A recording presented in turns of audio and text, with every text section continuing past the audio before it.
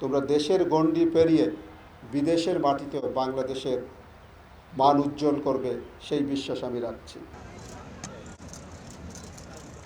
1973 সাল থেকে ফুটবলের সঙ্গে পথ চলা বাংলাদেশ সেনাবাহিনীর। এরপর সময় গড়ানোর সঙ্গে সঙ্গে দেশের ফুটবল ইতিহাসের অংশ হয়ে গেছে বাংলাদেশ সেনাবাহিনী ফুটবল দল। তবে শুরু থেকে বাংলাদেশ সেনাবাহিনীর নারী দল না থাকলেও নেপালে সাবিনা কৃষ্ণাদের সাফ জয়ের পর সেনাবাহিনীর নারী ফুটবল দল গঠনের উদ্যোগ নেন বর্তমান সেনাপ্রধান general S M Shafiuddin Ahmed.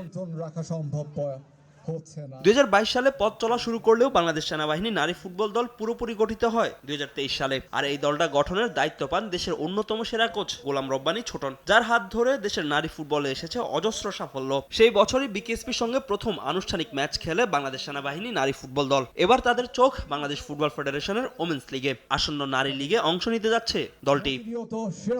টুর্নামেন্টের আগে নিজেদের প্রস্তুতি সেরে নিতে উত্তরা ক্লাবের সঙ্গে প্রীতি ম্যাচ খেলেছে বাংলাদেশ সেনাবাহিনী নারী ফুটবল দল, যেখানে প্রধান অতিথি হিসেবে উপস্থিত ছিলেন বাংলাদেশ সেনাবাহিনীর প্রধান general S M Shafiuddin Ahmed. Match শেষে বাংলাদেশ সেনাবাহিনী নারী ফুটবল দলকে শুভকামনা জানান সেনাপ্রধান। আমি তোমাদের খেলা দেখে এইটুকু বলতে পারি, তোমাদের সামনে উজ্জ্বল ভবিষ্যৎ অপেক্ষা করছে।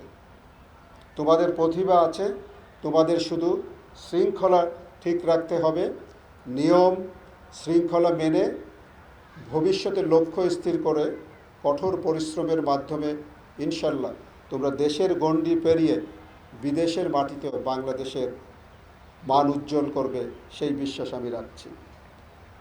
তোমাদের সবার প্রতি রইল শুভকামনা। ক্রীড়াঙ্গনে নারীদের অগ্রযাত্রা সমুন্নত করতে নিজের ভাবনার কথাও জানান সেনাপ্রধান। বাংলাদেশ সেনাবাহিনী প্রধান এবং অলিম্পিক অ্যাসোসিয়েশনের প্রধান হিসেবে আমি সব কিছুই করব যা আমার দ্বারা সম্ভব, যাতে করে শুধু বাংলাদেশ সেনাবাহিনীর মহিলা দল নয়, বাংলাদেশের নারী দলগুলো অন্যান্য ক্ষেত্রেও যারা উন্নতি করতে পারে, সেই বিষয়ে আমার ভূমিকা সবসময় থাকবে। আর নতুন দল নিয়ে বেশ আশাবাদী কোচ গোলাম রব্বানী ছোটন। লিগে ম্যাচ বাই ম্যাচ খেলে এগিয়ে যাওয়ার লক্ষ্য তার। বাংলাদেশ সেনাবাহিনী প্রত্যেকটা ম্যাচ আপনার কম্পিটিটিভ ম্যাচ খেলবে, সেটা যে দলই হোক। আমি কনফিডেন্ট। অলরেডি আপনারা জানেন যে আমাদের মেয়েরা কিন্তু খুব অল্প দিন হলো তারা ট্রেনিংয়ে ছিল।